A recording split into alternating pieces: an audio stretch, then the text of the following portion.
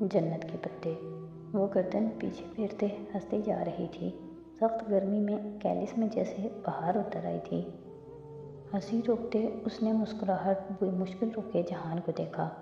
کیا تمہیں یاد ہے کہ پہلی دفعہ زندگی میں تم نے کیک کب کھایا تھا؟ پہلی دفعہ تم کب روئے تھے؟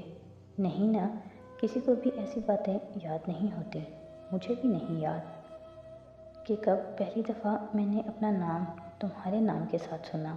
وہ دور پھیلے مکئی کے کھیتوں کے دیکھتے ہوئے کہہ رہی تھی، یاد ہے تو بس اتنا کہ تمہارا ذکر ہمیشہ میرے ساتھ تھا، جیسے میرا سایہ میرے ساتھ ہے، یا جیسے میری روح۔ اور تمہیں مجھ سے محبت کب ہوئی تھی؟ حیا نے محفوظ نگاہوں سے اسے دیکھا۔ میں نے تو نہیں کہا کہ مجھے تم سے محبت ہے۔ اوکے، میں نے یقین کر لیا۔ وہ بھی جہان تھا، مگر اتنی آسانی سے تو وہ بھی اعتراف کرنے والی نہیں تھی۔ وہ جو ونڈ چائم میں نے تمہیں گفٹ کیا تھا ابھی گھر رکھا ہے، تم پاکستان آؤ گے تو تمہیں دوں گی۔ مگر تم نے اس پہ لکھا حضرت رضی اللہ تعالیٰ عنہ کو بول پڑھا، وہ شخص جو صرف اس لیے اپنی بیوی کو چھوڑنا چاہتا ہے کہ وہ اس سے محبت نہیں کرتا۔ مگر گھر بنانے کے لیے محبت ضروری نہیں ہوتی جہان، محبت تو بعد میں بھی ہو جاتی ہے، وفا اور قدردانی زیادہ اہم ہوتی ہے۔ پھر وہ رکی اور بے ساختہ امٹ کر آتی مسکراہٹ روک کر بظاہر سنجیدگی سے بولی، تم نے قدردانی نبھائی، اور ایسے کہ تم میری قدر کرتے ہو اور جانتے ہو کہ سرچ لائٹ لے کر بھی ڈھونڈو گے تو میری جیسی بیوی نہیں ملے گی، اور میں نے وفا نبھائی اور تمہیں نہیں چھوڑا۔ کیا ہوا جو تم میرے جتنے گڈ لکنگ نہیں ہو؟ کیا ہوا جو تم ایک بے مروت، بد لحاظ، بد تہذیب، بدتمیز انسان ہو؟ مگر ہو تو میرے شوہر نا۔ ساتھ ہی اس نے شانے اچکائے۔ جہان نے تائیدی انداز میں سر ہلایا۔ بہت شکریہ حیا۔ چند ساتیں کیلس کی سرزمین میں خاموش رہیں۔ درخت اور ان کے پتے ہولے ہولے سانس لیتے رہے۔ پھر وہ بولا، میرا مسئلہ یہ تھا حیا کہ میں ہمیشہ سوچتا تھا کہ اس رشتے کو اپناؤں یا نہیں، مگر بہت دیر بعد میں نے یہ جانا ہے کہ یہ رشتہ تو ہم نے پہلے سے ہی اپنا چکے تھے۔ بات کرنے یا نہ کرنے کی حد سے آگے نکل چکی ہے، اب نبھانے کا فیز ہے۔ بس سمجھنے میں دیر ہوئی، مگر میں سمجھ گیا ہوں۔ حیا کے ننگے پیروں پہ کچھ رینگا تھا۔ اس نے جلدی سے پاؤں چھوڑا۔ کوئی کیڑا تھا شاید، مگر ماحول کا طلسم ٹوٹ گیا۔ جہان نے گھڑی دیکھی، 1:45 ہونے کو تھے۔ اب مجھے جانا ہے۔ اور حیا کو لگا اس کا دل زور سے سمندر میں دھکیل دیا گیا ہے۔ درد اتنا شدید تھا کہ اسے جسمانی لحاظ سے بھی محسوس ہوا تھا۔ وہ درخت کی ٹیک چھوڑ کر اس کی طرف مڑی۔ جہان، پلیز مت جاؤ نا۔ آنکھوں میں اضطراب لیے وہ التجا کرنے لگی تھی۔ نہیں حیا، ایسا مت کرو، پلیز، میرے دل کو کچھ ہو رہا ہے، مجھے ڈر لگ رہا ہے، تم مت جاؤ۔ حیا، یہ اتنا بڑا مسئلہ نہیں ہے۔ یہ اوپر جو ستارہ ہے نا، اس نے آسمان کی طرف اشارہ کیا، مگر حیا نے نہیں دیکھا۔ وہ اسی اضطراب میں جہان کو دیکھ رہی تھی۔ اس طرح میں اپنی دائیں جانب رکھ کر چلتا رہوں گا اور الیپو پہنچ جاؤں گا۔ یہ بہت سمپل ہے حیا۔ جہان، پلیز نہ جاؤ۔ دیکھو سیکیورٹی فورسز، کیا پتہ وہ جانتے ہوں، وہ پہلے سے تیار بیٹھے ہوں۔ پھر وہ کیسے جان سکتے ہیں جب میں نے یا تم نے ان کو نہیں بتایا تو؟ مگر یہاں بارودی سرنگیں ہیں، وہ مسئلہ نہیں ہے۔ مسئلہ صرف کمانڈر ہوتا ہے، اور کمانڈر شیعہ ہے۔ یعنی کوئی مسئلہ نہیں ہے؟ شیعہ؟ اس نے حیرت سے جہان کو دیکھا۔ یہ فرقہ واریت کہاں سے آ گئی؟ دیکھو، شام کے صدر بشار الاسد شیعہ ہیں، اور پاپا سنی۔ کس کے پاپا؟ اچھا، طیب اردوان۔ اللہ ایسی عقلمند بیوی سب کو دے۔ دیکھو، طیب اردوان سنی ہیں، سو جب بارڈر کا کمانڈر سنی ہوتا ہے تو آپ شام سے ترکی میں داخل ہو سکتے ہیں، سیکیورٹی نرم ہوتی ہے۔ اگر ترکی سے شام جانے میں مسئلہ ہوگا، لیکن جب کمانڈر شیعہ ہوتا ہے تو وہ آپ کو شام جانے دے گا۔ میری سمجھ میں نہیں آئی یہ بات۔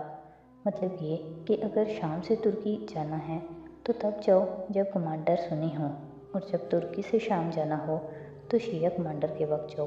میں اس لیے اتنی دیر ٹھہرا رہا کیونکہ کمانڈر بدلنا تھا۔ 4 روز پہلے کمانڈر نیا آیا ہے۔ دنیا کے ہر بارڈر پہ کمانڈر کی تبدیلی کے گھنٹے بھر میں ہی اس کا نام اسمگلرز اور جاسوسوں میں پھیل جاتا ہے۔ یہ واحد بارڈر ہے جہاں پہلی بات یہی پھیلتی ہے کہ وہ سنی ہے یا شیعہ۔ یہ فرقہ واریت نہیں ہے، یہ تو بس سیاست ہے۔ وہ اسی طرح فکر مند اور پریشان سی اسے دیکھتی رہی۔ میں اگلے ہفتے منگل کے دن پاکستان آ جاؤں گا، میرا یقین کرو۔ حیا نے اس بات میں سر ہلایا۔ وہ اس کو روکنا چاہتی تھی مگر اب یہ اس کے بس سے باہر تھا۔ اب یاد کرو آشیانہ میں میرا وعدہ کہ ہر پلان ڈیسائیڈ کروں گا، یاد ہے؟ اس نے گردن ہلائی۔ آنسو گلے میں پھندا ڈال رہے تھے۔ اب مجھ سے کچھ وعدے کرنے ہوں گے تمہیں، وہ بہت سے اسے دیکھتا قطعیت سے کہہ رہا تھا۔ میرے جانے کے بعد تم پیچھے مڑ کر نہیں دیکھو گی، جو پیچھے مڑ کر دیکھتے ہیں پتھر کے ہو جاتے ہیں۔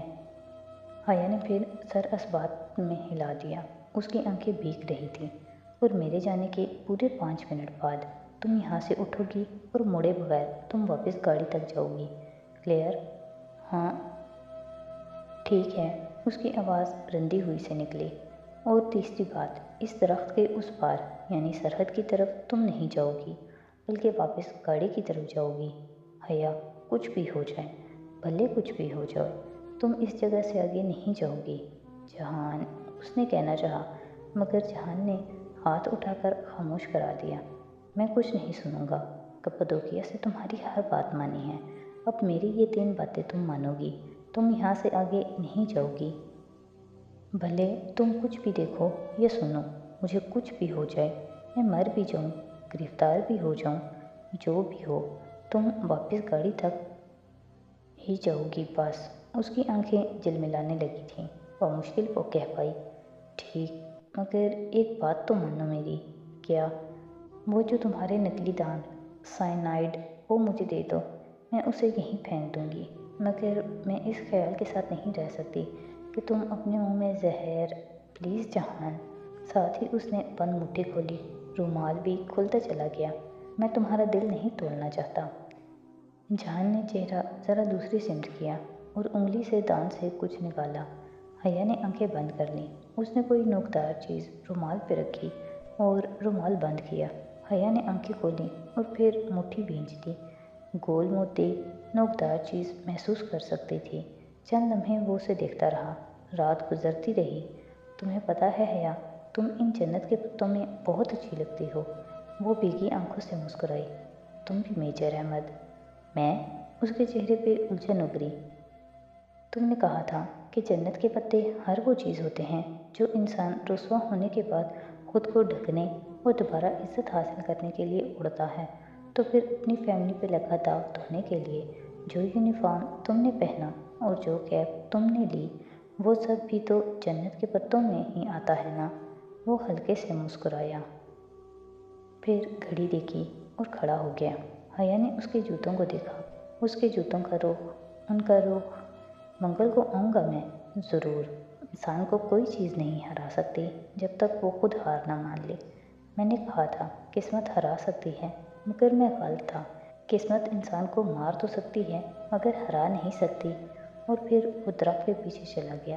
وہ مڑ کر بھی نہ دیکھ سکی۔ اس نے وعدہ کیا تھا، سو وہیں چپکی بیٹھی رہی۔ اپنے دل کی دھڑکن، اپنے پاؤں کی لرزش، سب محسوس ہو رہا تھا اسے۔ ایک ہاتھ میں پوٹلی کے اندر موتی کی گولائی اور نکلی دانت کی چبھن، دوسرے میں وہ چونکی۔ اس کا دوسرا ہاتھ خالی تھا۔ اللہ اللہ! اس کے پیروں تلے زمین نکل گئی تھی۔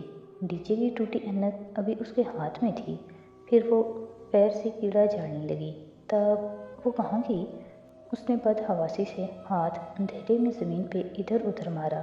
نوکیلے چھوٹے پتھر، گھاس کے سوکھے تنکے، مٹی۔ اینک کہیں نہ تھی۔ نہیں، پلیز نہیں۔